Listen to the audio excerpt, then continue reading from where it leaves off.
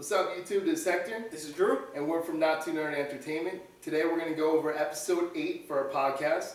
And we're going to start out by talking about a couple games that we did throughout the week, followed by debatable topics, which I think are debatable. So let's see what's going to happen with that. So let me go straight into the game that I did, which was Shank 2. And, alright, Shank 2, you know, it's a little side-scrolling game. It's a beat-em-up game. It's sort of old school, you know, that indie-type game feel. Let's just say I did have fun, you know, playing the game. There's lots of different moves that you could do, combinations. You could launch a character up in the air, throw knives at him. You could attack one person, and then from a distance throw a knife at someone else, grab that person, throw them at the enemy. So there's a lot of different variations that you could do. Now, with that said, the thing I did not like about this game was the fact that it was very repetitive. And it's sort of like, alright, if you pick up the game and start playing, you'll have fun for a little while, and then you realize it's the same thing. You're just side-scrolling, you're doing a little variation of what you've been doing throughout the whole game. In the beginning of the game, they teach you all these different moves that you could do, combinations, slow motion attacks. You could jump in the air and attack someone in slow motion. There's guys with shields who are kind of annoying, but you could use the machete to break the shields and do different things. And so what is it repetitive in? The enemy variation or just the move set that you have? I think pretty much everything. Well, it's both, because if you look at it, the enemies are pretty much the same type of enemies over and over. I mean, they do some variation of what the enemy looks like, their attacks and stuff like that, but in reality, you gotta use the same format that you've been using throughout the whole game. Is this something that carried over from the first one, or? Yeah, it's very similar to the first one. So, I mean, I think obviously it has more moves and more attacks and different things than the first one. The graphics look really good. It's sort of like, it gives you that, like I said, side-scrolling, that old-school feel to it, but yeah, with like a more, I guess, better graphics, a better-looking game. So it's a better overall game than it was from the first one. But on top of it, it gives you a new age 2D style, like in my opinion. So it's a new age 2D style. And they have some cool effects like slow motion, you know, like certain things that, you know, obviously isn't going to win awards because it's been done before, but the fact is to put it into the game, it was needed because it made the game more interesting. But what I'm saying about repetition, though, it's certain aspects. Like there's one part, you know, I'm beating up one guy and another guy comes from behind, and the ones I love are the guys that from the side of the screen, they'll just jump into the screen. You know, they'll attack you from there. And you know, after a while, it just gets annoying because I'm just repeatedly pressing buttons. I'm button mashing. This game wants you to button mash. Yeah. You know, there's no skill like you have like action game. There's some skill, some strategy, but not skill to win the game. It's skill to look better while you're winning the game. So, meaning like I can still kill these certain characters, but yet you might be able to kill them with more hits, like, and you'll launch them up in the air and like do different combinations. To me, what it sounds like the game looks better than it actually plays. Yeah, right? Is that kind of what it's going for? It really does. Like I mean, I can see like you're playing with a friend and stuff like that. Like it's kind of fun to see who could get more hits and stuff like that, combinations. Because that's when you'll do like the launch them up in the air. And like I was doing a couple nasty things. I launch him up and like throw knives stuff before he lands, and then before he lands, I grab him and I do like other moves, so you get like a bigger hit combination. But in reality, like I could seriously throw a knife from far away, knife after knife after knife, and kill him the same exact way. That kind of seemed like the way, like when an enemy was too hard, that was the way to overcome it. Just keep throwing the knives. Yeah. Like that's what happened in the demo. That's what it just like, well, because I had to play the beginning stage like what you did in the demo, and like it's, you know, the demo is actually the game. The demo is the same thing as the game. The only thing is when you purchase it, they give you a code and your demo turns into the real game. So you have to download the demo, same exact thing. So it's the same format, and it's just the weapons you get, stuff like that. It's pretty cool, but like you said, like when it gets too rough, I throw stuff because you get unlimited throwing knives. So what, like, did they not like shell out the weapons equally across the different levels? Like, did they give you too much stuff in the beginning? You unlock things. You unlock things as you go along. So you do unlock things. There are also characters you can unlock, stuff like that. I didn't unlock everything yet, so I guess like when I completely like do everything, I'll be able to see you know, like what we could do, because when we play co-op, so we'll see if we can unlock certain things. But yeah, I mean, you do get things throughout. Some weapons are cool, some weapons are better to use. It does more damage to someone, but at the same time, like it's really. Does it have that like type of Assassin's Creed thing where it's like they give you all these weapons, but you really just stick to the certain type of things because that's what works, right? You use it. It's different from Assassin's Creed, but I understand what you're saying. Like it is like there's so many weapons that you really don't need to use. Yeah. But the thing is, you use it for the more fun factor because I don't know about you. I'm tired of using the same machete and all that stuff. I'd rather use I see a bat on the floor, I pick up a bat. Oh, I see something with spikes, I'm gonna pick up that. Like. You know, you pick up different weapons and stuff like that, or you unlock different weapons because you want to have more fun. Because, like I said, it is repetitive, so you're trying to find a way to make it more fun, and it's not super hard either. I mean, there's some stuff where you die, and you die because it'll be something like a simple thing like you don't get your life in certain spots back. Like you know, where you pick up the drink to drink it and stuff. It's like it'll be spaced out sometimes, and then like there'll be other times where it's funny because like I'll do the same level over because I died, the same part over, and then I kill the first person. The first person has a drink that he dropped, but now I don't need that. You know, I have a full life. I just restart. So it's just weird when you get it. Sometimes you don't get it on time, so that's the only time I really see you dying, because it does get really rough and there's a lot of people who are there. But as long as you use your throwing knives. I think that's the most important weapon in the whole game, that you just throw the knife and you slow down the attacks.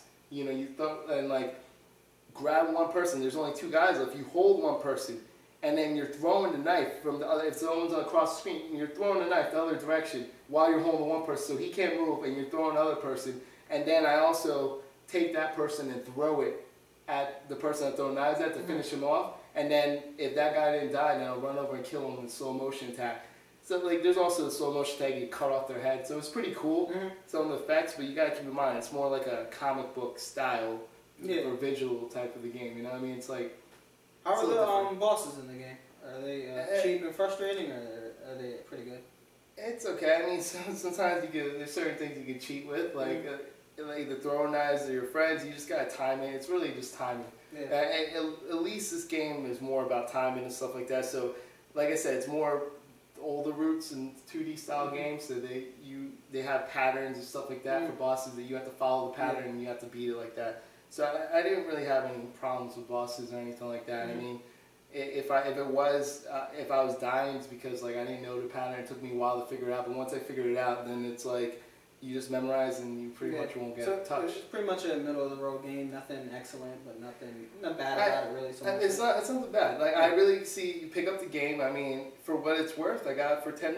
So I mean, for what the price of the game costs, it's well worth the price. So you can't argue something that costs $10 like that. Like you get a nice fun game, doesn't last too long, but it's fun, and you could pick up and play with your friends. Not online, but because the online thing, it says multiplayer, you click on it, you can't find a match and no one's going to be playing this online. But a lot of games have that. Yeah, so, I mean, for what the price is definitely a fun game, you know, like you could definitely do things with it, but, you know, what I liked about it, it's more like an old school type game, and it feels like it's a different generation, which that's what I like. Like, it's a different generation game with modern, like, graphics and stuff like that. So that's what I liked about it. And that's pretty much it for Shank 2. I mean, there's really not much more you could say, but that's something definitely you guys should check out the walkthrough when I do it. And definitely you'll see once you see the walkthrough, you'll probably like it and you'll end up buying it, you know. It's definitely something you could do, or you could wait till it goes on sale and then buy it later. But yeah, it's pretty cheap. I'll definitely try it out if I have time. Yeah, so now you were working on different games, so this bigger game, obviously Shank 2. So well, probably in graphic wise, I mean, and maybe the story elements. No, it's bigger. It's a longer game, and like I don't think so. It didn't seem that long to me. It wasn't that long of a game actually. It was maybe 4 hours, I'd say. I did Alan Wake's American Nightmare. Okay. So basically, it's very similar in terms of like graphics and the combat style and everything of the first Alan Wake game. So there's not really that much difference there. This one was a little bit more action-packed. It's less of a survival horror game. You know, like the first Alan Wake, it was a lot of, you know, you run out of ammo, you have to run away, try to get to a checkpoint where you can find, you know, light and recharge your health. And in this one, they gave you a lot different variety of weapons. Basically the main story in this game was Alan Wake. If you never played the first one, he's like a writer. Yeah, I didn't play the first one. I saw a little bit of it, but I didn't play it. So he's a writer? Yeah, he's a writer, and so in this one, it's kind of an independent story. You don't really need to play the first Alan Wake, to enjoy this one. I like games like that, so you just... But it does, but the thing is, what's good about it, they do have like subtle, story elements that was in the first game that you can relate to. Right. So if you played the first one, there was these full motion videos that were on the different TV screens throughout the game, and it was of the show that Alan Wake writes, which was called Night Springs. And basically, Night Springs is like it's kind of like a mock version of Twilight Zone. Mm-hmm. So you actually in this game you actually play an episode of Night Springs. So it's like a small town in Arizona that you're playing, and Alan Wake realizes that he's been outside the real world for about 2 years. So what Alan Wake has to do is basically like get these different elements within the world to rewrite, I guess, the storyline in order to escape from. They call it the darkness, which I find pretty funny. We just played the darkness, but yeah, they call it the darkness to take in or something like that. Is there anything about the darkness? Do you have to stay underneath light or something to be safe? Is there anything like that in the game? Yeah. Oh, there is. Okay. So there's lights or checkpoints. You use a flashlight to kill the enemies. So yeah. Yeah. Okay. It's very similar. So, you said he has to write a story or something? Yeah, like so the way that the game is formatted, which is the major complaint of the game, but I'll get to that, is that you have these different, places within the world that you have to visit, and you have to find items in order to complete a certain, puzzle in order to escape the world. It kind of was convoluted. It didn't really make that much sense to me, because the main problem with this is that you visit these locations over and over again. Mm-hmm. The first location, you meet this mechanic and she's fixing up her car, and you have to go this oil rig, and then basically the game works is you get these manuscripts, and based on the manuscripts, you have to make the scene match the manuscript. So it's kind of like you're a writer, so you're putting the different segments of your writing together to complete a story. Mm-hmm. It was kind of the same type of mechanic in the first game. But the problem with this is that it seems like they took, I don't know, maybe an extra section from the original game, it seems like, and they just kept on reusing it. And you had to revisit it every time. You got caught in this loop. So you would visit the same place 3 times, and by the third time, you're really? So what was the importance of the manuscripts, though? Then they have something else, so you had to collect them for another reason? Yeah, the good thing about, in the first game, you collected, I think it was, batteries or something like that. Because the flashlight kept going out. Yeah, or something like that. I forgot exactly what the collectible was, and they really didn't do anything. Where the manuscripts in this one, they unlock different weapon chests, so you can get different weapons. The good thing about this game is it has a lot of weapon variety. The first game, it was really just shotguns and just a rifle and a pistol. This one has assault rifles, has a nail gun, which is pretty cool. Which kind of doesn't make sense. Not the weapons, the fact that manuscript unlocks weapons. Everything in this game absolutely makes no sense. I mean, just off the fact that you're fighting your evil self, your doppelganger. That's what they call it, Mr. Scratch. That's probably the best part of the game, was that you would go into the screen, you would see a TV screen every time you would go to a new part of the environment, and you see your doppelganger, Mr. Scratch, just giving you this little monetary. He would kill some girl. He would I don't want to ruin everything for you. You can watch the walkthrough if you want to see him, but it was just, he was pretty graphic. It was pretty graphic. He's crazy. He was really crazy. Dancing with and he's wearing a suit, and then his hair is all slicked back. I loved it, man. He was a great character. He really made that game. He really did it. And the action was really good too. The mechanics, they're solid from the first game. You have a flashlight that you can put on. Use the sight, the flashlight your sight, and you flash it on enemies, and then you shoot them. You can't just shoot them without using the flashlight. And then the batteries run out. And the good thing about it was I never ran out of ammo. That's why I feel they try to make it more like an action game, because they always had ammo around. You could replenish your ammo, your batteries, and you really had no, so it wasn't really like a survival game. It was just more about like finding a way to kill all the enemies and make it to the next checkpoint. That's what it was really about. So I mean, besides that, yeah, I mean, it's a pretty good game. It just got really repetitive after a while. I felt like they maybe could have just flushed it out with more environments, instead of like trying to reuse the same environment over and over again. And like the ending didn't make, it was like really anticlimactic. Like it didn't really make sense. It was like, why did I have to collect all this stuff to do that? Like it really didn't make no sense. And I mean, besides that, I've heard that this game, they were gonna make a survival mode for it. It was just gonna be a separate package. Yeah. It's called Fight Until Dawn, I believe it's called. And it's basically just a horde mode with time limit, and once it runs out, then you unlock the next level. And I guess they figured because people like the story of Alan Wake so much, they should make a separate story mode for it. So to me, knowing that, it kind of makes sense to how the game is structured. It seems like they just had these environments for the Fight Until Dawn mode, and they just like kind of brought them over to the single player mode and reused them again and put a story in between it. But it was pretty good. I really liked the full motion video as well. So how did like the character and stuff move in the game? Was it like any bad mechanics? Like was it hard to control the character for trying? Yeah, at first it was. It looked like when he's running, it was delayed when he stopped. He really runs like a douchebag. I don't know why he runs like that. It's really like, I feel like they kind of, it makes sense in a survival horror game. It's kind of like Resident Evil, like the whole entire thing where like Resident Evil you kind of like move like kind of weird because it like makes it more tense. But at the same time, like they gave you all these weapons. It's like you're running like this and then you got a nail gun and you're taking people out. It doesn't make sense in the context of the game. But that's not really a big thing that deterred me from liking the game. Because they really had a lot of variety in the weapons as well. Like you had the flares you could throw at enemies from the first game and it would like blow up on them. And you had like a flare gun you could shoot at them. Like a lot of cool stuff. And the enemies were very varied and they weren't like cheap. Like they had enemies that were like you shoot them and they make multiple duplicates of themselves, and they had like the big tank enemies that come at you, and just the regular, just running at you like zombie type enemies. So no, it was pretty cool. It looked like a fun game. So was it worth the money for the? Oh, absolutely. I think. How much was that one again? That's $15. $15? Okay. I think it was definitely worth it just because of the production value of it. It's great that we're getting an environment where these big single player games, they can take assets from those AAA qualities and put them down in a downloadable title and serve it out for $15 and not make it DLC, make it like an independent thing. I think that's a great way to give your game life,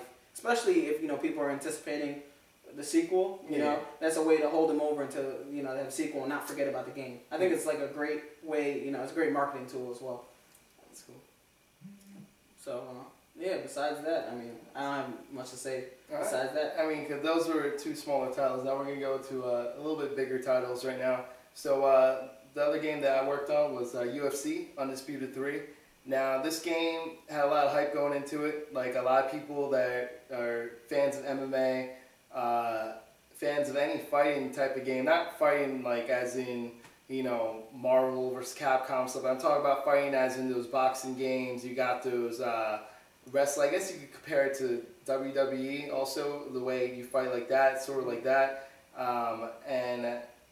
UFC had their own style of it. Like there was another game, forgot the name of the game, that came out a little while ago that tried to do MMA, but like not a realistic sort of way. Was it EA MMA? No, it wasn't EA. EA, that's a direct competitor of the UFC version, because EA refuses to believe that UFC or MMA or UFC is a true sport, so they didn't want to join up with them, and it's a long thing with that. But there was another game. SSX. There was another game that wasn't realistic, So, but this one is extremely realistic. Like as soon as you play the game, like right off the bat, the characters look like the people. That's the one thing I noticed, and like I'm talking about so detailed that like when they sweat and stuff, like you see. Is it that like same type of level of detail like something like Fight Night has? Yeah, it's like it reminds me of Fight Night. I think it's actually better detail than Fight Night. Yeah, I think it's better detail than Fight Night. Probably maybe the same engine. I'm not even sure the engine it's on, but like I'm telling you right now, like like when the character sweats, when as soon as you get a cut open, like it's bleeding, and it keeps bleeding, like it looks real. You know that's what I really like about like sports games. Like if you're like playing it and someone passes by and you're like, is it the real, you know, like the real thing on TV on? Like I think that's like the best thing to go for in those type of games. Like now, in terms of graphics, there's a couple things that it's pretty hard with the game. Now this game is so realistic. Now when you're standing up, you have like sort of MMA. A lot of people don't know MMA. I used to do MMA and stuff like that. Like I actually did that stuff. I did Brazilian Jiu-Jitsu. So that's why it's so entertaining when I play it. That's why I hold on to the game. I actually play it a little bit longer. Is because when you're standing up, it's sort of like, you know, boxing. You're going to roots, you're boxing, stuff like that. And this game allows you to swing around, use jabs and stuff like that. But you can't swing recklessly because you're going to tire out your character quicker. Now, there's stuff that you can add. Like if you do default mode in the game, it doesn't have like anything. It looks like a real UFC fight. But there's things that you can add. You can add like the health meters on the bottom. You can add like the body of the character on each side to show like what body's damaged the most. So say if you're working on their head will be red, or it'll be like almost out, to show that they're so much pain that sooner or later you can knock them out by hitting that. That's where, like, you know, if you need help doing that. But when you really want to play someone, you turn all that stuff off and it looks like you're watching UFC fight. So that's pretty cool. The thing is that makes this game complex, like, is the fact that when you're standing up in there, you're fighting, boom, and then you could actually charge someone. So you could swing. So now you got to think like Fight Night. You're thinking boxing. But then you have to either time it up to try to go and take someone down, or you have to prevent someone from taking you down. So that you see someone charging, there's a button you can press down to push them down. They try to get them away from taking you down, and you push them down on the ground. It gets complicated because like sometimes the computer takes you down. So now as soon as they take you down, now you're playing defense. Now you gotta move, cover your face, and push them over and try to flip position so you get on top. And it's so realistic in the fact that it's exactly what they do in real life. That's how you do it. If you're down the ground, your first move, you got to try to flip it over. You got to defend your face, stuff like that. Because once you contact someone right away, you could try to, you know, get them and stuff like that. So that's pretty much just punching and stuff like that. Punching, kicking. You got to do different things, switch it up, buttons like that. Now, there's also submission in this game. The submission works that it's sort of like it's a red and blue little like light thing, and you rotate your analog stick, and you have to keep it at the same spot where the player 2 is keeping it. So say it's me and you playing, right? When I have you on a hold, another screen's gonna, it's like a mini game that comes up, and you have to move out of the way. I cannot be lined up with you, and you have to keep moving it. You can move any direction, left, right, because it's in a circle. You can go whichever way you want. I have to try to keep it on. To me, it sounds similar to that mechanic they have when you're getting knocked out, and like it's blurry, and you have to kind of like match your face. Is it similar to that? Well, yeah, because you have to line it up. You have to line up, and you hold it. The longer you hold it there, then it'll count down. You can submit them. Now, the thing is, it's easier at first in the beginning because you're not injured. The more injured the other player is, the more delayed his controllers will be until the person's stunned. So it slows it down, and that's what makes it fair. Because you beat him up so much, it makes it realistic because you're so much pain that it's realistic. But if you're because it was kind of similar in like Fight Night where like the more you got beat up, the more blurry it was, so you couldn't really see. Unless the player isn't good, like if someone's not paying attention, they're not moving around, then you're gonna lose. But if it's in the beginning of the match, you can move so quickly. Cause I have to guess which direction you're going. It's gonna be impossible for me to hold it there unless you're moving like so slow because you're stunned. Then I can do it. That's what makes it so much. It makes it fair. So so that just add another whole new thing to the game, and like I really feel that the game looks amazing. It's pretty cool. I went up. There's so many things to create your own character. Like every that's what I was gonna ask. So you can create your own character. Do they have like a separate mode where like you can start from the bottom and like rank up to become a champion? You do all that, and like it actually has a calendar, set schedule and stuff like that. And you do training. They do different modes, training. I'm not that familiar with UFC, but are there like different tiers? Like in weight classes? It's exactly like boxing, you know, except the weight classes are different from boxing and the UFC. Even different MMA leagues have their own weight classes because UFC has an extra couple of weight classes that Strikeforce doesn't have. So pretty much the weight classes change, but you go up in rankings and you could go up and you could switch weight class. Say like I just lost a match. Yeah. I can't handle it. I could drop a weight class and then work my way up back into the rankings to try to go against and like you could do back and forth. If I want to stay middle class, I could.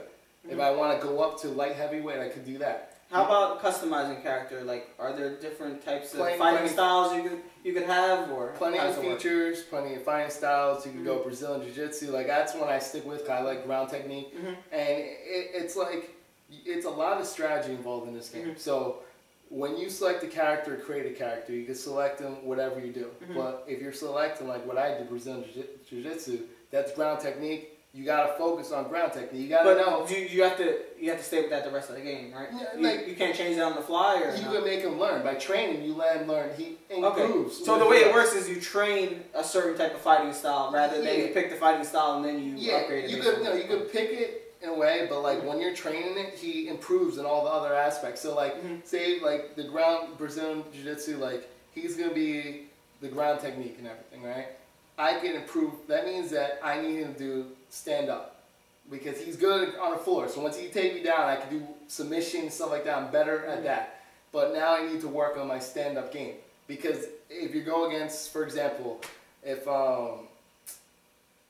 let's say if I'm going against, I guess Rampage, right? Rampage Jackson, like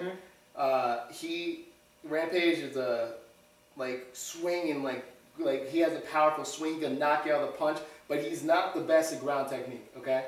So if I had a customized player that is ground technique, my goal throughout the whole match is try to get him on the ground, to stay away from those punches and do a couple jabs, kicks here, whenever I get a chance to shoot him down. And the game actually plays to the actual character's weakness and strengths. That's what the game is so crazy because, and some people complain, I see some other people playing and stuff, and they're complaining about, oh, like, it's bull because I can't beat this person. How come I was able to do this to one person, I go to the next one, I can't do it? Because obviously you can't be a jack of all trades, so you have to learn the style, and you can improve your play. Just like in real life, just because you're good at something does not mean you can't practice and work and get better at something else. But you're never going to be just, like, good at everything. The best. You could. The way it looks like, if you keep training the player, like, he'll get better and better at it. But at the same time, you have to use strategy as well. That's the thing about the game is you're only as good as your strategy. Right. Because, so like, there's enough balance in there. Yeah, there's a lot of balance, and it's actually a fun game. Like it's definitely improvement from the first. That's what you always want to see from the first two. It's always an improvement. As long as it's improvement, then you're good. They made it look so clean right now that like it's only gonna get better. I think they actually did pretty well. So, like the ratings and stuff, like doing pretty well in the game as well. So the game did a very good job. It actually looks great for an MMA game, any game. Like I think to me, this looks better than a Fight Night. And Fight Night's been look how long it's been that they've been on the top for fighting games like those boxing and stuff. That it plays better than that. I really think that that's one of the best sports games right now. Is that like I really think that tops out a lot of sports games right now. And that's saying a lot because So my basic question was, say you don't really play video games, but you're you really like that sport.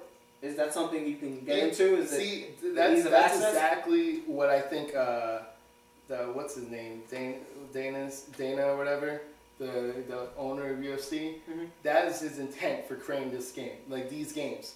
And that's why UFC directly owns it, like pretty much his stuff, because of this. They wanted to create this to give fans, they know how many gamers there are in the world. But they're also like, you know what, how many UFC fans there are. And the UFC has become a bigger sport. Now there's a way to introduce, hey, you like games, you don't like games, well guess what, you could play as your favorite character on there. It's going to play and look like them.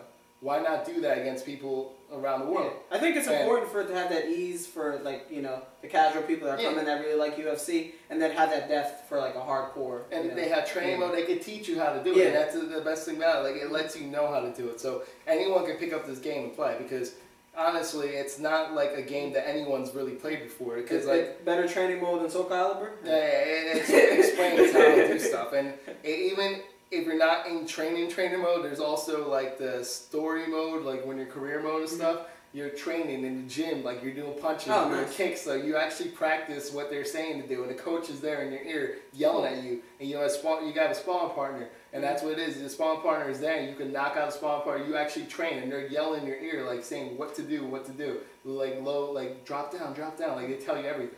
You know, so it's like if you're really getting trained by a trainer. So it's pretty cool. Not only that, they teach you a lot too. So people that don't know the sport itself, it teaches a lot. You learn a lot of different moves. You learn what they're called. You learn different holds. You learn everything about the sport itself. So it was a smart move by the UFC because like it introduces more about MMA. They improved on the game itself. So like it's not only like it's the best of all worlds because it's not only that it looks good, it plays good. Like that's the most important thing. Like so a lot of games look great, but when it's time to play, you can't control the player. No, you can control everything. And there's so much going on that you have so many different variations that you could do. It gives you your own strategy, your own choices, which that's why I like the best about the game. So, one more question: did they get Joe Rogan to be commentary? Bobby? Joe Rogan's commentary. Yeah, of course. All right, good. Yeah. like he's there, and like he's always his excited self. Yeah, like, I love him. He's man. like, let's go. He's like, and I was like, because my favorite fighter is George St. Pierre, GSP. Like he's actually a champion. He's been champion for a while now, and he's always in those commercials like and stuff. For anything that represents UFC, it's usually now St. Pierre. So it's like St. Pierre. Like I went against Rashard Evans. And Rashard Evans is a little bit heavier and stuff like that, and I knocked him out, and I was like, oh, down goes Rashard Evans! What a hit by George St. Pierre! Oh, you have to see it to believe it. Like, they showed a replay, like, look at that spit just go out of his face. It was awesome, man. It's just funny, because, like, the replays, when you knock someone out, the camera angles, everything, the whole thing looks cinematic, like, the cinematic view, and I think that's just... It was a great touch the way they did everything, and you could tell like it's like direct competition is against what it should be against, which is Fight Night, like what it should be against the boxing games because that's what it looks like the direct competition is. And it looks like also in this game they're also trying to pull people away from like the WWE fans, stuff like that. Like, which is not gonna pull them away, but it shows that hey, you can do certain mechanics you do in those games, you can do it in this game, and you can actually make it look real. And there's other players, or real life players, so. Stuff like that. So yeah, I think for that, the more realistic aspect of it is what's gonna sell, be the selling point. Like I feel like WWE games is kind of like more, like it's a joke. You know what I mean? Which is that's not a bad thing. You know, like I would say like comparison like between GTA and Saints Row. You know, like one is like a wacky version, one's like more realistic version. You know. You know, it's kind of cool though that they have like really pretty smart AI. That like I just want to see how smart the AI was. I put it on like the hardest setting possible, and I let the computer go against each other, like the computers and stuff, like actual fights. And I tell you right now, like it's simulating like a real fight. So it looks like if you put like an upcoming UFC match, just to put that there to see, I'm gonna see who I think is gonna win, and you could like put bets on it. You can do whatever you want because it's pretty realistic looking. It actually looks pretty cool. And a lot of times, AI when you put them against each other, they don't look too smart. You see like the flaws in it, but this. It looks like the way it is. Like you have one person who's trying to work on a ground game, the other person standing up, and like it looks like a really good fight. So, it's pretty cool. That's pretty much it for UFC 3 and UFC Undisputed 3. Sorry. So yeah. So what was that? There's another game that you had another. Some shooting game. I don't even know. You know those shooter games. There's so many of them. Every week comes out a shooting game. All right. So I did Syndicate. This wasn't my most anticipated, games, like my top 5, but, I was looking out for it. This game, was announced really quickly. It wasn't, I think maybe E3, and then the game came out just now. I mean, funded. They didn't have the money to do it. That was the problem. Like, I heard about that a while ago. Like, they were at PAX East. They were at PAX East last year. So they showed a little bit of it, but they had like a small booth too, which was funny because all these companies have these big booths there showing off the games, like people try it out. They had a small booth, one TV, one controller, and didn't let anyone play it. Just the person that was showing it showed a couple things. That's it. So, well, I think it was real surprising. Like it just came out like that. It didn't seem like there was much of a build up. Like some of these games, a couple of years, you'll see you get anticipated. Where it's just like they showed it and then it was out like that. But besides that. You know, I really like this game, but at the same time, like, I see all the flaws that could have made it a really great game. Like, at the end of the day, it was just a good game. And, you know, it had all the great elements. You know, I wanted, like, the story was really cool. It's like a futuristic cyberpunk, like a dystopian world. It's basically based off of, it's an old school game, 1993 Syndicate, made by Bullfrog, I believe it's called, is the name of the developer. And it was like a strategy game. So, like, this one is now like a FPS, and, like, they're kind of trying to, you know, remake the original, but, like, make it, you know, more like a shooter. So, you know, it's focused on these syndicates where these mega corporations that rule the world. And, you know, there's no governments in the world. You know, the mega corporations rule the world based on this technology called basically these biochips. And there are these chips that are implanted in human skulls. And this allows basically individuals to, you know, interact with the environment, you know, and like different electronic devices. So, you know, the whole entire game is based on these agents that have these chips in it that the rival syndicates use against each other, and like corporate espionage and stuff like that, trying to get different intel from each other and so forth. And, you know, you play as this main character, and, you know, he's going out to these, you know, rival corporations, trying to get information from them. And, you know, it's a pretty cool story. How it entangles, and there's, you know, twists and turns. Did the story drag on, or was it the story was fit like? Yeah, I liked it. You know, it really was kind of like, you know, some more like a Half-Life where it was told in-game engine. Half-Life? It's not as good as Half-Life. Well, I was saying it. Well, I'm just throwing out words there. That's the closest thing I can compare it to in terms of the way the story was told. It was all in-game engine, and like there was no cutscenes or anything like that, which I really liked. I hate when you know you play a game and you get to a cutscene and you get out. That really doesn't immerse me as well as like keeping you within the engine. And, you know, they had a lot of good, you know, voice talent, which was pretty interesting, saying that, you know, they had one booth with one person playing it. That they got Skrillex to do the theme for the game, and then, you know, they got this voice talent, Rosario Dawson playing the scientist, and what's his name, Brian Cox, he was playing like the CEO of the corporation, Eurocorp, which you're an agent for. Okay. You know, so the story was really good, and like I really liked the twists and turns. You know, some people say like it was obvious what was going to happen and stuff like that, but I thought, you know, if you kept the spoilers away, you know, just enjoy it for what it is, you would have a good time.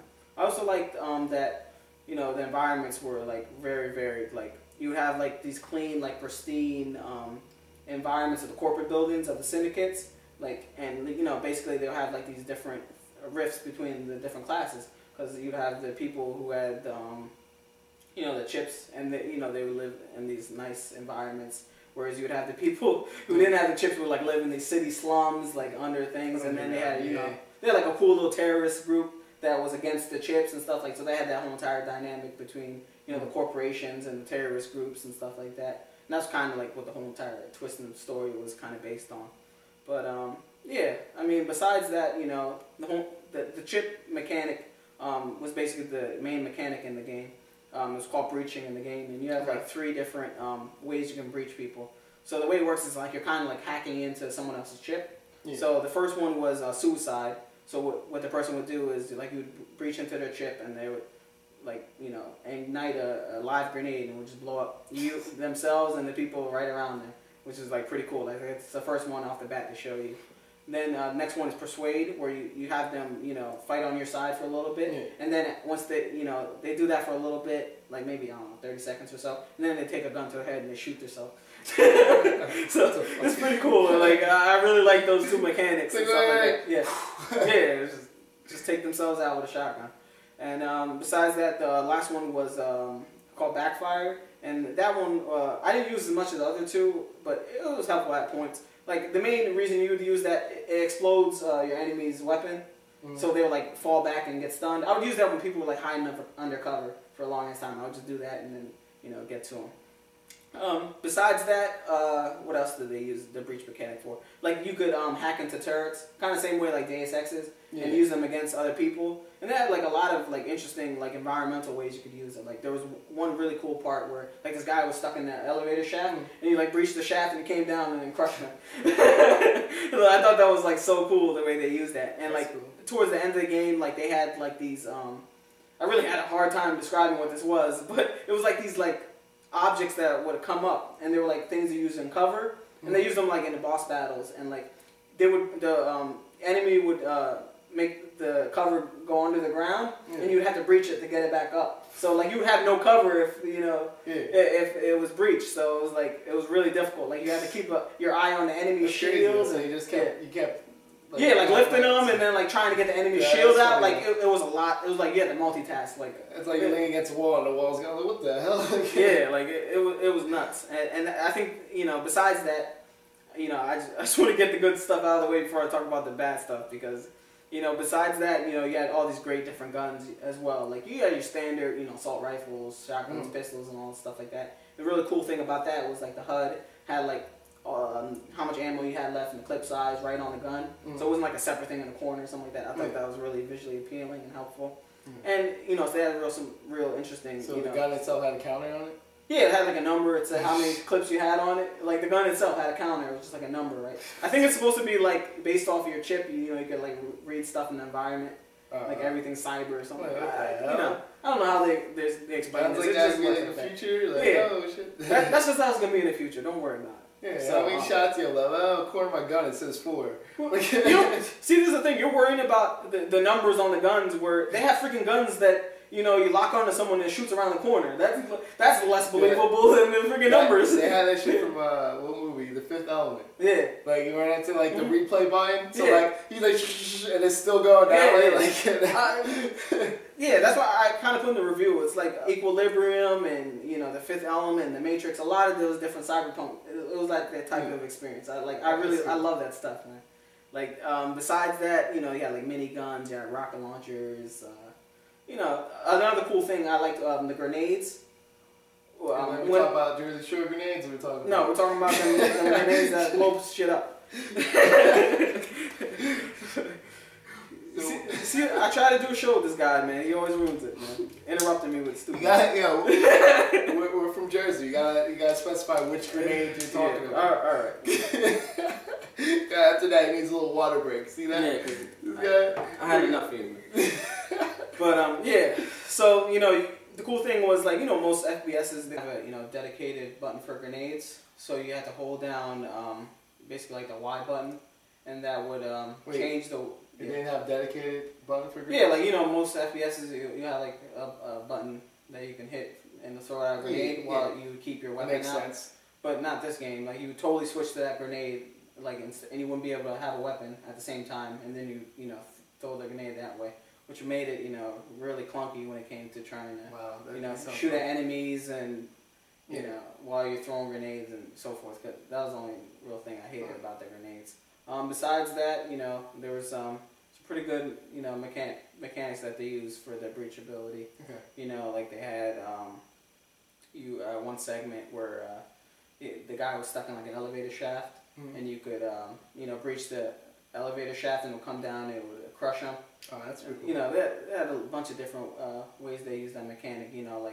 Sometimes enemies would have shields and you would use the breach mechanic. It would disable their shields, or they would have sometimes turrets that would disable the shield and turrets, or use the turrets against enemies and so forth. All those mechanics were great. I just felt like at the end of the day, what I really disliked about it was the boss fights. The boss fights in these games was really unbalanced. The reason for this, of course, was because they took out the different breach mechanics. You couldn't use them during these boss fights, and it just really made it just a generic shooter. Like you would just go, you'd pop out the corner, run to the corner, hide behind cover, pop out, shoot the guy, and just rinse and repeat. So you sound balanced, so this is ridiculously hard at the end? Is that what happened? There's a difference between being hard and frustrating, and I felt like it was just frustrating because they took away the mechanics. Sort of like that Twisted Metal? That's exactly what I said in the review. It's exactly like Twisted Metal. Like I felt like this game was, it was pretty short, but average for FPS. And they tried to make it longer by, putting in these boss fights that were difficult to overcome. See, the thing I don't like is like a lot of newer games are going away from old school tradition. Like old school games, like what they used to do was you used to face different types of enemies throughout the game. And at the end of the game, what they usually did was you'll have like a rerun of what you did before. They'll put those enemies attacking you in like sort of like the order of the way you face them. and then the final enemy is that boss character, and now all of a sudden you got to use what you learned throughout the game to help you, you know, actually defeat the boss. And then that's the whole purpose of it. That journey that you went through, you get to relive it one last time before the grand finale of you fighting the boss. And I sort of like that mentality, you know, like you go there, everything you learn throughout the game, you learn for a reason, so that you can use that strategy for when you face those characters again later.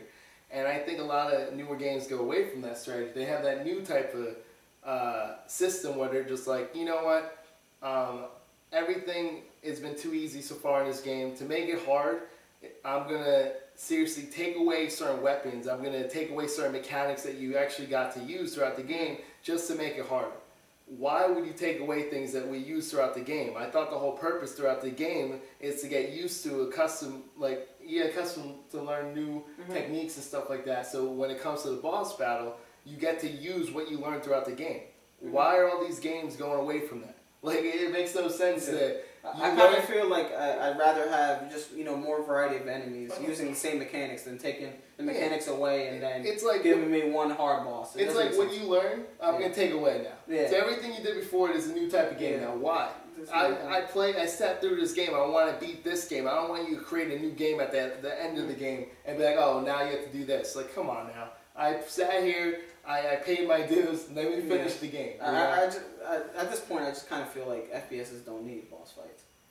You know, that's kind of, if they can't do it right, then just take it out and, you know, give us more enemies and more variety. Then, you know, trying to, you know, center around these boss fights, they're clearly unbalanced because you have to take out these mechanics. I kind of feel that they could still use boss battles, you know what I mean? But I just want them to not change the mechanics and take away things that we did throughout the game. You know, like, stop doing that. Like, let us use the strategy we've been using to get us here. Not be like, oh, you can't use any of that stuff that you did. Why? Why is that? Why can I not shoot with the weapon I was shooting with? Why can I not use a certain thing? Like, why do you have to switch up the game just to make it harder all of a sudden? You know what I mean? Like, there's a way, like you said before, there's a way to make something difficult, and there's just a way to frustrate someone, to make it just like, oh, I'm just upset the way I'm dying. It's like cheap ways. Like, to me, it comes back to bad designing, because if you design a game, you design it to be challenging throughout the game, or gradually getting more difficult. Not like it's easy or manageable, and all of a sudden, bam, I'm going to switch up the game, and now I made it hard on you. Come on now, that's not the way it is. Like, if you know, that's why you have different levels, or different like you can make difficulty settings. I mean, like, if you want to go back and play it hard, you give them the new plus mode or something like that. You know, do something like that, like, to make it harder later on. Why are you going to just switch it like, boom, it's hard now? Come on now. Yeah. But, you know, besides that, I think, right, the real savior of this game was the co-op mode. The co-op mode was, you know, it was definitely balanced. Because, you know, in the single-player game, they would have certain type of enemies where, you know, they would be able to resurrect, you know, their counterparts, basically. But in the co-op mode, you can actually resurrect your own teammates as well. So, you know, that balance issue that you would have in the single-player campaign, you wouldn't find that in the co-op. And the great thing about the co-op was, you know, it took a lot of different reach mechanics from the single-player game, and, you know, it made it, you know, a co-op experience where you needed to work together in order to, you know, beat the levels. So, you know, they took out the suicide mechanic and the persuade mechanic, obviously, because there's unbalance. We were a little too easy right there. Yeah. And instead they replaced it with the ability to heal your teammates as well as resurrect them, and also like a couple different other mechanics they had as well. Like you could like throw out like a EMP, like a type of grenade, and it would like disable people's electronic you know, force, you know, devices, so they wouldn't be able to breach you and so forth. And you know, I felt there was a lot of great balance they had in that mode, because, you know, they're always throwing different types of enemies at you. You know, sometimes you'd have to disable their shield, or you'd have to, you know, work with your teammates to try to take out a guy before he resurrects the other teammate. And like everything you did, you would get points allocated. So they had that like competitive element on top of it. Yeah, so you would be able to, you know, look at, you know, who's doing better on the leaderboard at the end of the match. Of course, you always want to be on top. Yeah, you always want to be on top. Yeah. And it wasn't just something just for show too, because, you know, the more points you get, the faster you level up. Okay. And then they have different class loadouts as well. the points mean something. Which a lot of time points doesn't mean anything anymore. So besides just the recognition that you're better than this person and so forth. But the points you can actually have different loadouts, upgrade weapons, get different abilities, and also they had different characters you can select, which pretty cool. I like that element on top of it. You can have your loadout, what type of character you want to be, like a supportive character, defensive, offensive character, and they had a good chunk of content. It was about 8 co-op maps if you didn't include the one that was in the demo, and it's about 3 hours you can get through it. And there's some replay value on there.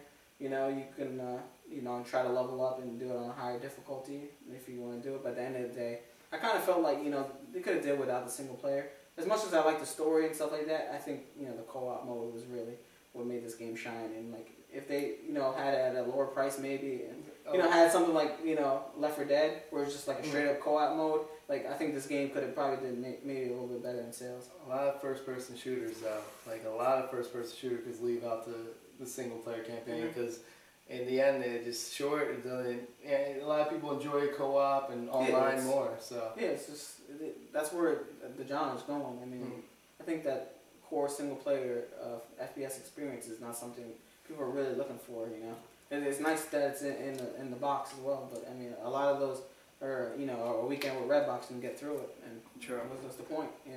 It's like I feel like make a game like this. Release 9 co-op maps, sell it for $40, and then. Get a new map every week coming out. Save it. Don't put everything on this. Save it. If people like it and there's a good community that goes behind it, just keep adding more maps. It makes more sense. You'll probably make more money in the long run, right? Good idea. That's definitely a good idea. Yeah, and I mean the good thing about it, there's no online pass, so you can definitely go out and try it. And no online pass. Okay. Yeah, which is surprising and come from EA. Yeah, there's no online pass. You can try everything out. The demo's been out there as well, so it's definitely a good mode. I really liked it. Yeah. So that's pretty much it right there. Next thing we're gonna go into YouTube is a topic that I think is pretty debatable. That happened the last 6 days, 7 days. So what we're gonna talk about right now is the whole thing with Capcom Cross Assault. Now I'm sure. Most likely you guys heard about what happened. If not, then I'll explain it real quickly. This is a reality show, or web series reality show that Capcom has. They're actually put up money for the new game that's coming out, which is Street Fighter vs. Tekken. And in this game, or in this web series, what they have people from their Street Fighter side, and there's a Tekken team side. So they got a couple people that are best players in the world. It's a mixture. There's some that are well known, some are not well known for a Street Fighter side, and they're coached by a pretty well known Street Fighter player. And I forgot his name, but he's from Level Up. He's actually always plays with Ryu. He's known for playing with Ryu at Street Fighter, and he's really good. And he's their coach. He's their captain, the leader of the team. Now the coach for the Tekken side is Ares, and like he's been playing Tekken for a while. He plays Soul Calibur too, I believe, and he's an expert at that stuff. And they have a whole team of other people that are there for Tekken side. And the whole thing with this is they're supposed to. It's sort of a reality show. They're gonna do a little competition, stuff like that, and eventually someone's gonna eliminate, and they're gonna compete at the end for $25,000. And this is pretty big in a gaming community, not just fighting community. Because everyone says it's just a fighting community because like they're always not paid attention to as much as like the MLG, like Major League like game and stuff like that. They always pay attention to like StarCraft. They always pay attention to first-person shooter games and stuff like that. And they don't pay attention to the fighting games as much. So there's like their opportunity to jump in there because Capcom's funding the whole series and giving them money and giving them recognition. So what happened was the guy Ares, which is the team leader, team captain for Tekken, sort of, I guess you could say, sexually harassed one of the females that was on the team. Because there's a female on each team, Team Tekken, Team Street Fighter, and he was harassing her. And throughout the whole time, he's saying all this stuff that's pretty much harassment. Like, you could watch a video. If you look at day one, okay, this is day one of the reality show.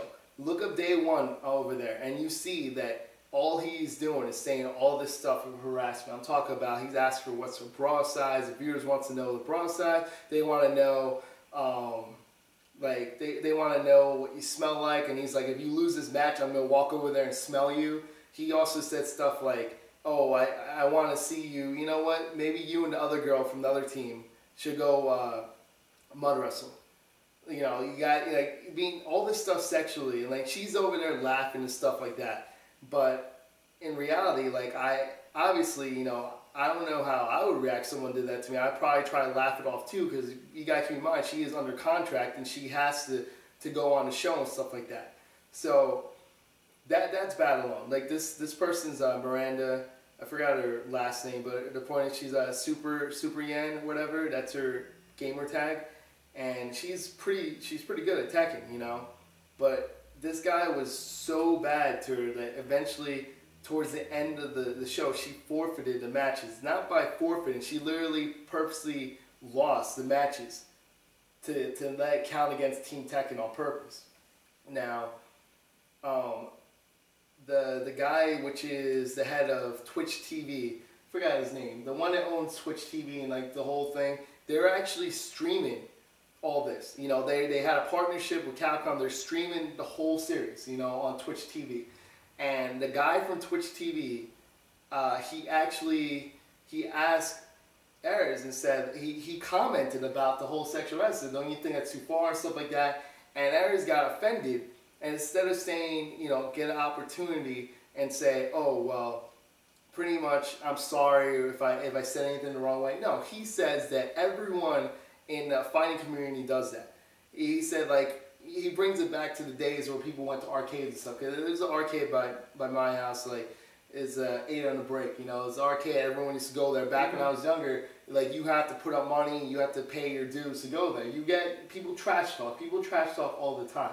And he's trying to say what he did was part of trash talking. That's not true. No. Like, I'm sorry to say, like, that when you're talking about what's her bra size and stuff, how's that trash talking? How's that even anything to do with the game? Yeah, I mean, the equivalent would be, you know, I'm beating you in Street Fighter. Oh, you have a small cock or something. You know what I mean? Like, that's the equivalent. It doesn't make any sense. Nobody does that. I mean, that's no sense. I kind of feel like that's an individual preference that he uses, and then he wants to try to make it look like, you know, this is a common thing that people do. And, like, I mean, fine. If you're going to be like, oh, you know, like, look at your stubby finger. How do you think you're going to click faster than me right now? Look at you, man. You're garbage right now. You're garbage. What do you think you're going to do next? You can't do anything. Like, you're trash talking. Yeah. Okay? That's trash talk. It's usually nothing personal at the end of the day, right? It's not personal. But when you're talking about, we want to see your bra, and then you literally get up and smell her, like, you're telling me that's something, he's not even playing her. That's the thing, that his excuse, he's not even playing her. He's saying that he was saying all this stuff to prepare her for what other people on the other team were going to say. How the hell, I'm sure another person going to ask you, what's her bra size? You know what I mean? They say, oh, I think we should mud wrestle instead of fighting. No one's going to say that stuff. And on top of it, when he said a mud wrestling thing, he's like, oh, I think you and her should mud wrestle, and the winner has to mud wrestle against me. That fat ass, like, that guy, first of all, if you look at him, he's a pedophile, all right? I don't even care if she's of age. He still looks creepy as hell, and I think that's just wrong. But now, the whole thing with, like, headlines, stuff like that, they're saying all this stuff about the gaming community and about, they're mostly focusing on the fighting community, but also some new reports are saying now they're talking about all gaming community now. They're talking about, because don't forget, people, that violence in video games was the biggest subject for the past decade, that people think that video games are too violent and it's causing people to have added aggression when they're competing, stuff like that, that they have added aggression. So how the hell is stuff like this going to help? This does not help any gamer or anyone. If you're trying to compete competitively or not even compete, saying that they're going to say, oh, see how he's acting like this? He feels like he can act this way because he's playing a game. Like, he had no right to do what he did. And the thing is, though, it's like, I think we all know to a certain point that this type of behavior is out there. I mean, just go on Xbox Live and play Call of Duty. I mean, you obviously know it's not just misogyny against homosexuals, you know, the N-word every 5 seconds. Like, and a lot of the time, that's really, you know, stuff that turns me off to, you know, playing online, those certain type of games. And, you know, and I feel like it's just, gives us a bad name, you know. It's just a shame because like you're talking about he covers up instead of saying that he did something wrong. He goes ahead and just says, you know what, this is how the game community is. Blah blah blah. You don't like it, don't do it. Like. It's not the way it is. Yeah, and I kind of feel like it's like, what, just because you want to be competitive, now you have to be distasteful as well? Like, it doesn't make any sense. Like, if you want the community to grow and then, you know, and not have it just be this niche thing, like, we're just going to have this mentality that, oh, that's the way you have to be. Like, you just have to be an asshole 24/7. Like, it doesn't make any sense. Yeah, go ahead. No, keep going. No, I was just going to say that, you know, I kind of feel like, you know, a lot of these people, you know, they're doing it behind their keyboard, you know. And it's really interesting that now you're seeing it at the forefront, right? You're seeing this guy doing it kind of, you know, I mean, it's not TV, but, you know, it's live streaming. And, like, people, you know, he's going to have identity himself, and he's still trying to act like this. Like, he got some balls, I really think, you know, because it's easy to do it, you know, over a headset or, you know, behind a keyboard, you know. But, like, you actually putting a face to the comments, like, you're going to get in trouble with this shit. First of all, he was going really hardcore, too. If you see that video, it's pretty much sick. Like, it's, first of all, he's saying nothing about the game. He's supposed to be a coach, and the game in the background, nothing about the game. All right, and he's like this. He seriously at one point was talking about her skirt. I tried to get her to wear a skirt. She wouldn't wear a skirt. So he's like this. He's like, if I went to go buy your skirt, I'll buy the skirt. Would you come back and wear the skirt?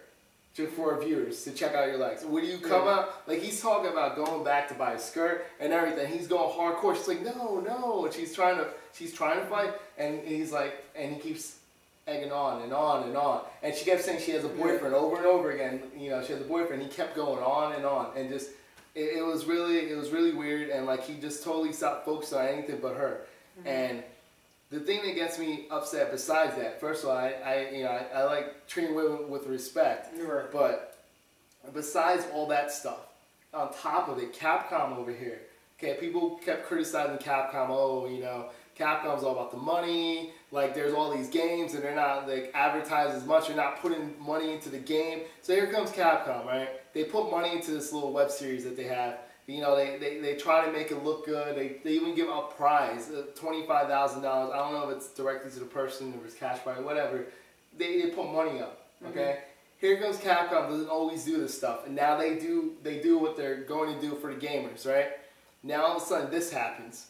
So you're talking about a girl that probably, I'm no lawyer, but from all the stuff that I heard a lot less win court cases for sexual harassment, and I guarantee you that she could win a court case. But who do you think she's going to sue? That guy? No. She's going to sue Capcom because that's the person that's in charge of everything. So then Capcom's going to get sued. So not only Capcom put up money for the series, $25,000 for a prize, now they're going to, whatever lawsuit that she gives, if she does a lawsuit, they're going to get sued for that on top of it.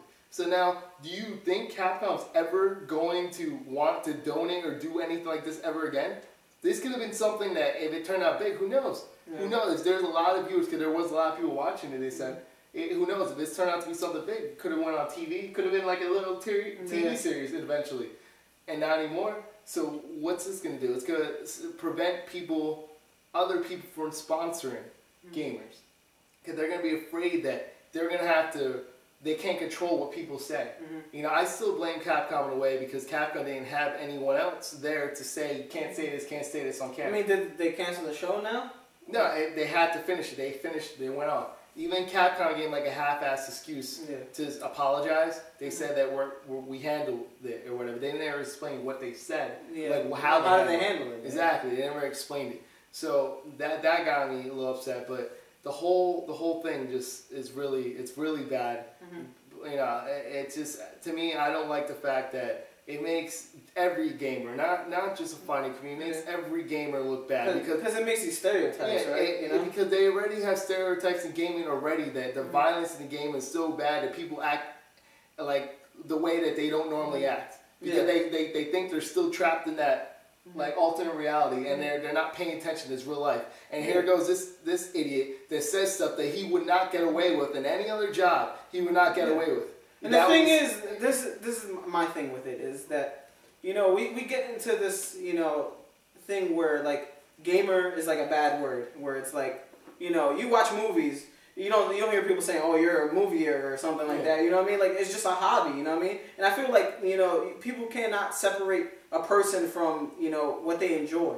Like, and it's like you have this guy, like, he's probably a fat idiot asshole all the time anyway. Like, games didn't make him an asshole. Like, he was just an asshole like that. And it's like, I just don't get it where, like, because you play games or you like a certain type of thing, you become a certain type of person. It just doesn't make sense. And, like, it's that whole entire stigma, like, oh, you play games, oh, you must not get girls, too. Like, that's the stupidest thing I've ever heard. Like, just because, what, you read books, you're not going to get girls, too, or something? Or anything, like, anything even more, like, remotely nerdy. Oh, you know about computers. Oh, you must not get girls too. Like, this is all these different stigmas, you know. Like, I feel like it doesn't make sense. Like, and then on the other side, oh, because you're a girl, they got that too. Like, oh, because you're a girl, you must not, like, you know, go shopping or something. Like, you know, some girly thing because you play games, which is like freaking retarded. Like we're getting to the point where games are like a bigger medium than movies and TV shows and music and stuff like that. And it's like, it's such a big thing. Like, why does it still have this like stigma? And it's because assholes like this. That's exactly why it has this. To me, like, this guy was just, he was just, the way he said stuff, the way he kept going on, and like he had nothing holding him back. And like the funny thing is, I still blame Capcom in a way, and not just because they knew what this guy was going to say. I've seen this guy like say stuff live because he's a commentator. I've seen stuff he commentated like. Some Mortal Kombat I've seen him do, like certain live streams I see him do online, and like he goes off and says random things, and he'll say stuff to joke around and stuff like that. There's no holding him back, you know, and like you can't, you know, they took a risk with him, and I think it's stupid to do that for a washed up player that's not even. Because they just wanted views, and that's the problem that happens. Is like you have this small minority of you know gamers that are like this, and then you have a big wider. You know, variety of people are actually adults, you know what I mean? Who like go on with their regular life. It's just a hobby, you know. They play games, they enjoy it. You know, they go to work, they try to take care of their families, and then like this small, you know, minority of people who are just, you know, trolls basically. That's what they are. He's a freaking troll. They put a troll on the show. It seems like. And then the funny part is like it's not like the competition was fair to begin with anyway, because Street Fighter had a huge advantage. This is a Street Fighter game, no matter how you look at Tekken characters in the Street Fighter game.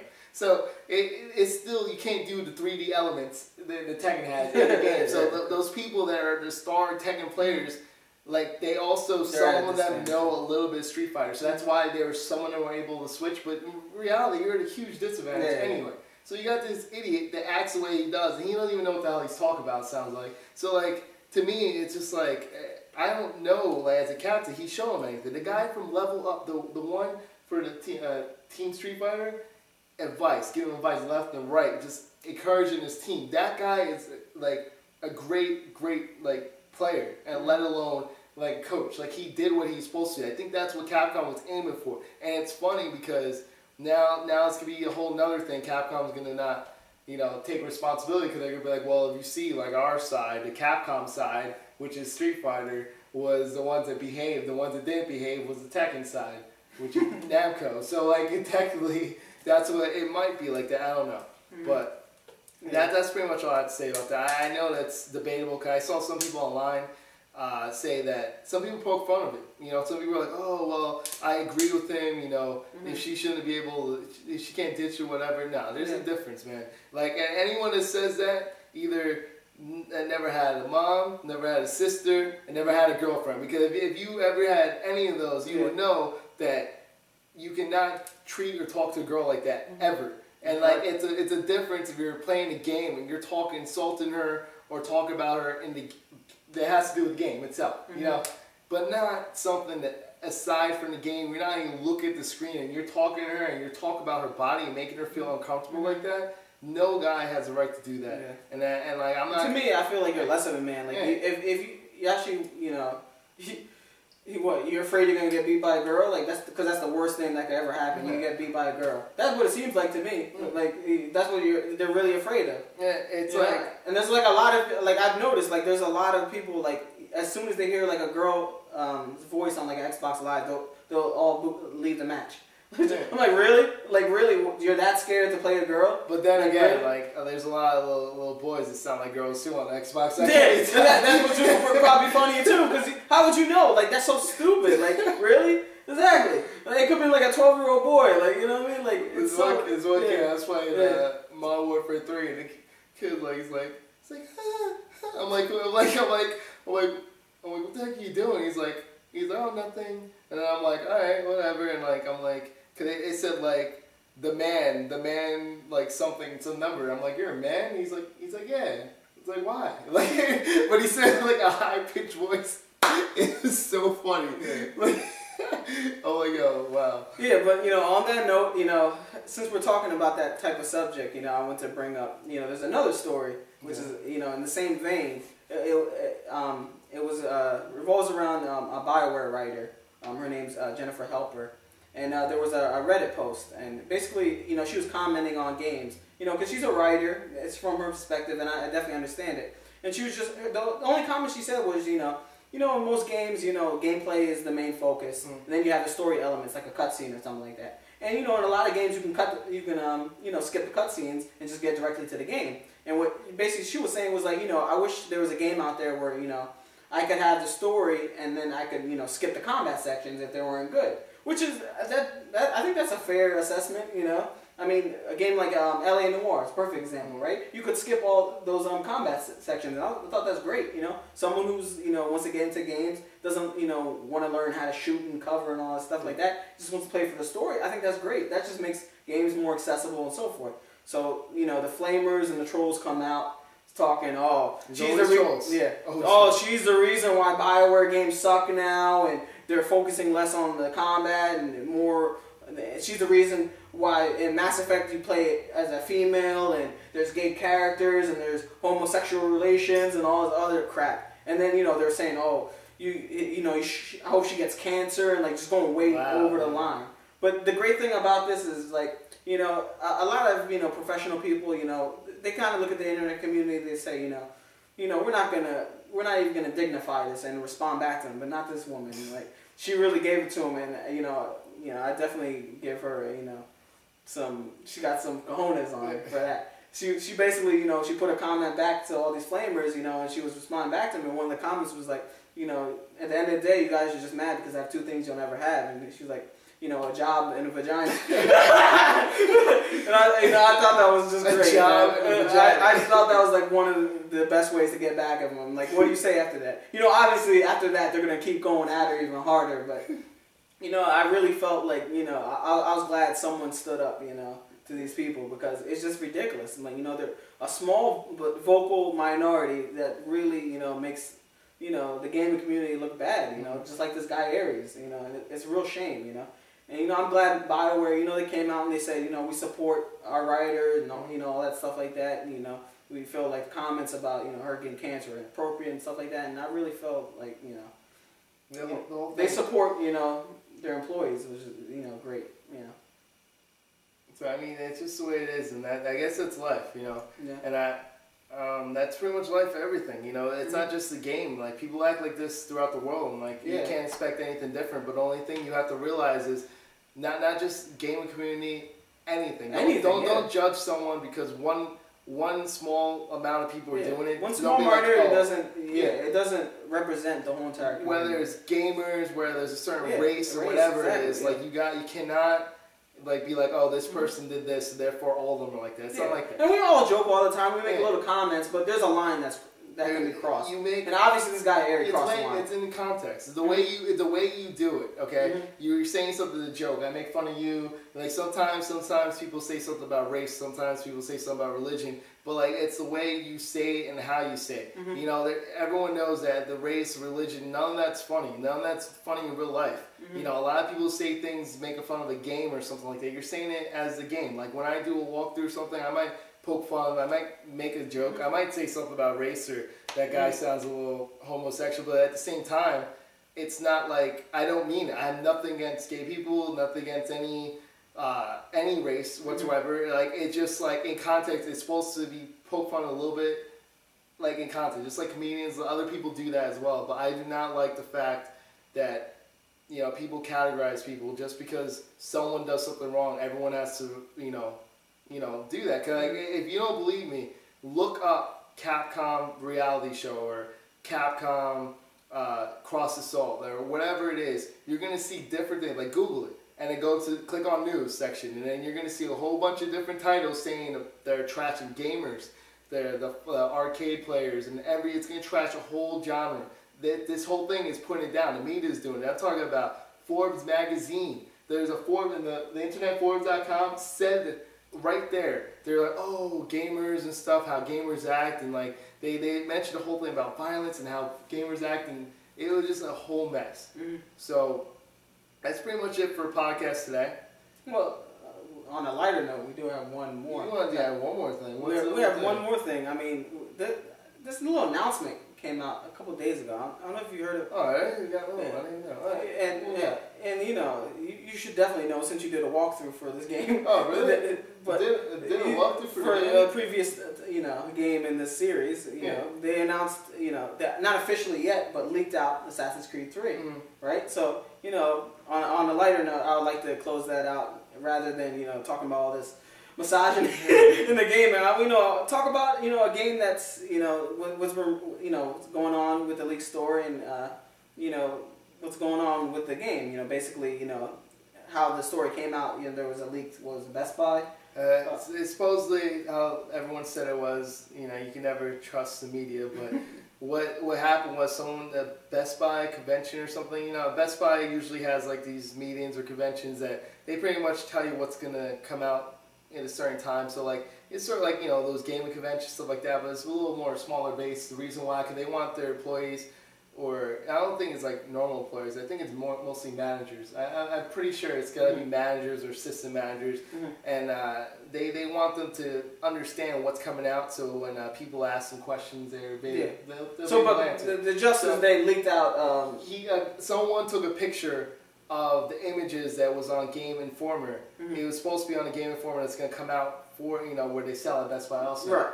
And what happened was they took a picture of it and it leaked out exactly Assassin's Creed. It showed the error, when and where it's going to be played. The new character. Yeah. It showed like some of the weapons he's holding. Like so, it's going to simulate some of the weapons. You still don't know everything.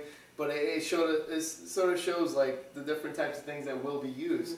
So it's pretty cool, but then again, it could be a publicity stunt. They could have just did what the iPhone does, how iPhone's always left in a bar somehow, and someone finds it. Right. Yeah. So this could be their bar. Because at this point, obviously, a lot of detail has been leaked out about the game, So the error, unless you're retarded, based on the cover art, it's obviously in the colonial area. So, you play as the assassin. His name is Connor, and he's a half English, half Native American character. So yeah, it's pretty cool. He got like a mohawk, and they got like a musket, and a bunch of different details were leaked out about the game. They're saying that he's going to be fighting on the side of the American colonists because the game takes place growing up on the American frontier. I believe in like I think in Connecticut he grows up. Like Lexington and all these, and he grows up on with the I think he's like a Mohawk. He's like in the Mohawk tribe, and like English settlers come and burn down his town. So thing is, like I don't take all that like what they say now too much detail. Cause I like to wait when it gets closer to time because a lot of things change. Is like just like a movie. When they're not completely done with the game, they might have to edit or remove a part or add something else to it. So like can't really you just a lot of it's just rumors right now. But I mean, there is some evidence to support some of it, but the other things that we don't know yet, and we won't know. Which the cool thing is, I found out Assassin's Creed will be at PAX East, so we'll be able to see exactly what's going on there. So I thought that's pretty cool. Just wanted to throw it out. I just think that it's interesting that they're taking a different approach in a different time period. There's not really any colonial games out there, and it seems like might touch on Native American history as well, maybe and like some other great things, and they're saying how it's gonna be way bigger, the map, and you're gonna be able to interact with George Washington and Benjamin Franklin and all these other different characters. And cool. It seems pretty cool. Like it's definitely something different, and it's really got me excited for this game coming up. It's coming out in October, so You know, especially after, you know, so many, you know, iterations on the second one where it's just the same environment. Now, you know, we're actually going to get a different environment. You know, they're going to have wooded areas and stuff like that. The other one got played out. They had to switch up the story. They got to switch out the environment.